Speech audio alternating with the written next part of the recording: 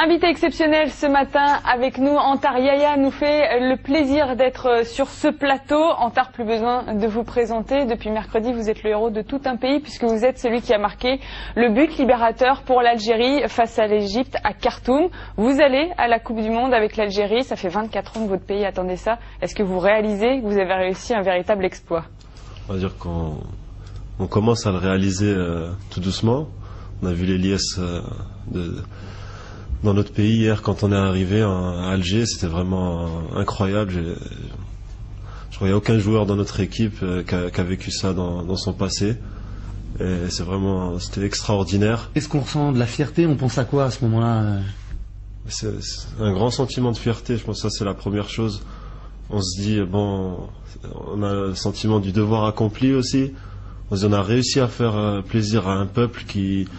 Faut pas oublier l'histoire de l'Algérie, ces 15 dernières années, toutes ces tristesses, ou même au niveau du terrorisme, avant l'arrivée du président Abdelaziz Bouteflika, que je tiens à remercier aussi. On va dire ces 15 dernières années à cause du terrorisme aussi, et toutes ces liesses entre ces Algériens qui s'embrassent, qui sont en train de tout fêter ensemble, et nous les joueurs qui participons à ça, on va dire c'est une chance aussi de pouvoir le faire et de pouvoir le vivre.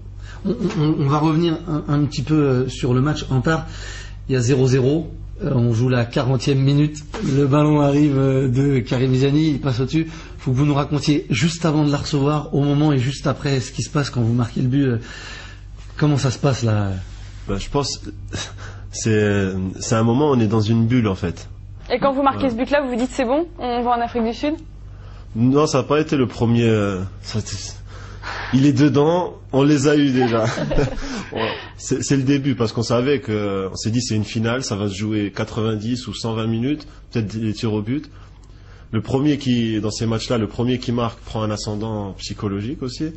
On s'est dit maintenant on mène, faut être costaud et dans ma tête c'était faut garder le 1-0, faut pas prendre de but, faut se battre avec tous les moyens qu'on a pour garder notre but vierge.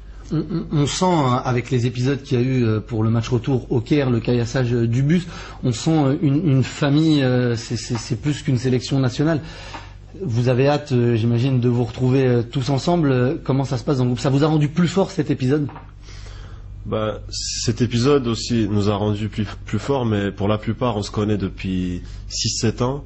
On a vécu beaucoup d'aventures aussi, de la non-qualification pour 2 Coupes d'Afrique, et le fait d'avoir vécu ça, ça nous a renforcés aussi. Et quand on est arrivé au Caire et qu'on a vécu ces moments aussi quand ils nous ont caillassé le bus, on s'est dit ça finit pas là. Et ils veulent quoi? Parce que faire un truc comme ça, c'est pour terroriser les gens déjà.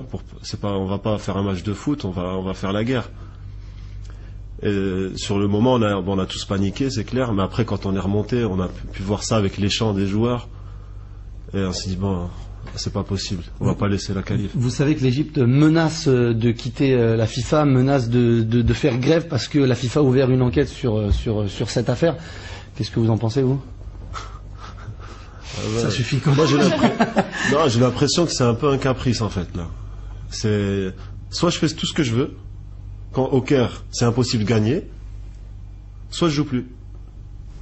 Alors qu'ils jouent pas et qu'ils laissent le monde tranquille. Le monde du football, parce que le football, ça doit être une paix. On prône la paix, le sport, avec tout ce qui va avec la fête pour les deux peuples.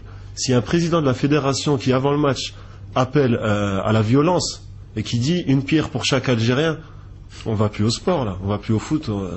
Donc après c'est à la FIFA de prendre ses décisions et de punir les gens qui sont à la base, on va dire, de ce conflit. Un mot sur la qualification de l'équipe de France. Je pense que vous savez que c'est très litigieux. Vous avez dû voir les images, la main de Thierry Henry. Est-ce que vous comprenez que ça fasse beaucoup parler, beaucoup polémiquer? Est-ce que vous, en tant que joueur, vous auriez eu une attitude différente de Thierry Henry, qui n'a pas dit à l'arbitre, il y a main, qui a fait comme s'il y avait but en fait? Je pense sur le moment, l'action de jeu, Thierry Henry peut pas aller voir l'arbitre et lui dire j'ai fait une main. Je pense qu'il est concentré sur son match, il vient de marquer, il vient de faire la passe à Gallas. Après, je pense que c'est là aussi la FIFA et le corps arbitral doivent prendre. Moi, je serais pour le fait d'avoir soit un arbitre dans la surface de réparation, ou soit la vidéo. ça permettrait beaucoup d'erreurs de ne pas être commises et aussi faire de moins de malheureux et de moins de pertes, parce qu'on sait que à cause d'un but on perd un match, il y a des pertes énormes, et qu'on le gagne et qu'on va peut-être en Coupe du Monde. Eh bien merci beaucoup Antar d'être venu, vous revenez quand vous voulez, avant l'Afrique du Sud. Qui vous voulez avoir dans le groupe rapidement, qui vous voulez avoir dans le groupe à la Coupe du Monde?